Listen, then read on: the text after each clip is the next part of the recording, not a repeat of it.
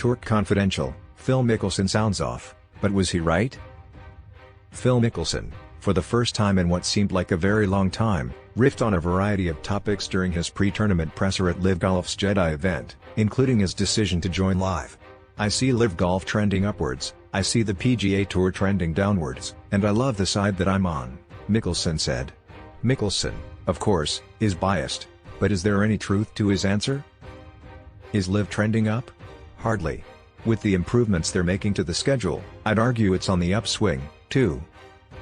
LIV can't really begin to attract more fans until it gets a TV deal, and there's obviously still confusion regarding when that's going to happen. YouTube streams aren't going to cut it. I don't think the PGA Tour is in a bad place, though. They lost some big names, but how many of them were playing at a high level lately? Sean Zach, senior writer, at Sean_Zach, it's campaign season, folks. Mickelson is doing his best modern politicking, explaining things away quickly and simply when the truth is just far more complex. The PGA Tour is not trending downwards. Sorry, Phil. Last week was also the first time Mickelson's been in Saudi Arabia since controversial comments he made last year led to him taking a leave of absence. There was a lot to unpack about Mickelson's few minutes from the media, but what was your biggest takeaway from the most candid version of Phil we've seen for quite some time?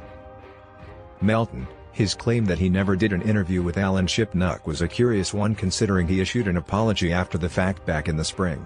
I'd wager his attempt at revisionist history is likely a strategy we'll see from many LIVer in the future.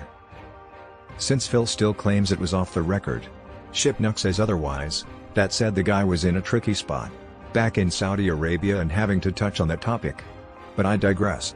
I think the Phil we saw in that pre-tournament presser proved he's settling in a little bit.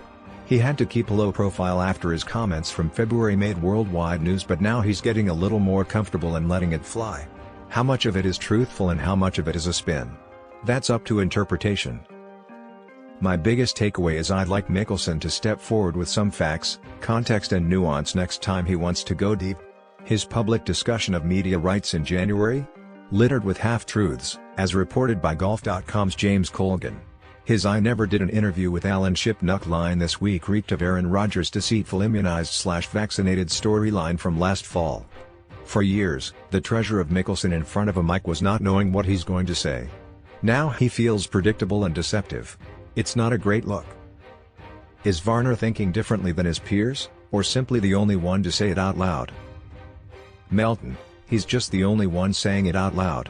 You'd have to be extremely obtuse not to assume backlash would come in the PR battle, considering the optics of this whole thing. He seems to be the one thinking most logically. Yes, Dustin Johnson is in the field and one of the 15 best golfers on the planet, but there are still boxes that need to be checked in this process. It's a weird situation for the OWGR.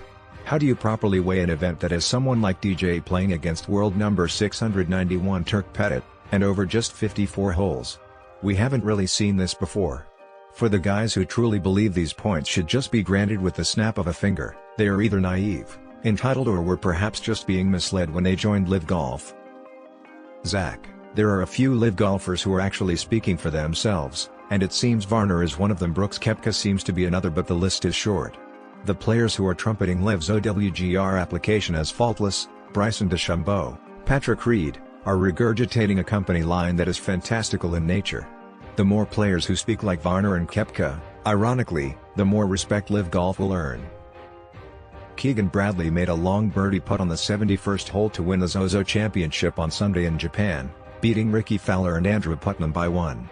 It was Bradley's 5th career PGA Tour victory and first since 2018. In the process he beat Fowler, the second and third round leader, who sits at 5 career victories and hasn't had one since 2019. It was an emotional win for Bradley, but another close call for Fowler, who needed this victory more.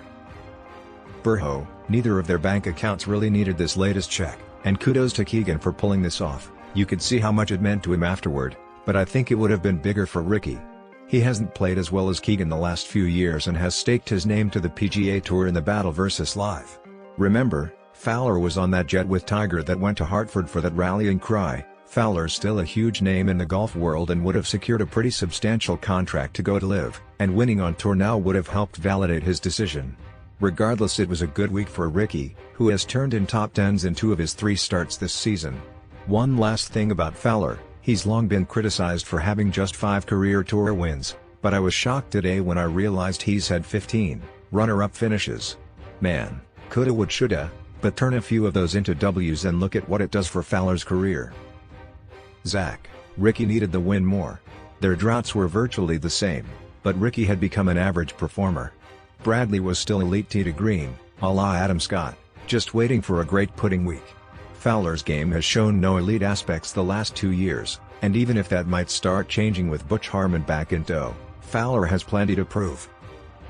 PGA Tour 2K23 released last week with Tiger Woods on the cover, while EA Sports dropped a teaser for its own upcoming golf video game. But, in short, Tiger is only available in the PGA Tour 2K23 version, while getting to play Augusta National is only available via EA Sports. So, Tiger or Augusta? Melton: why not both? If you're buying one golf video game, you're likely buying all the golf video games. The real question is which game will be better.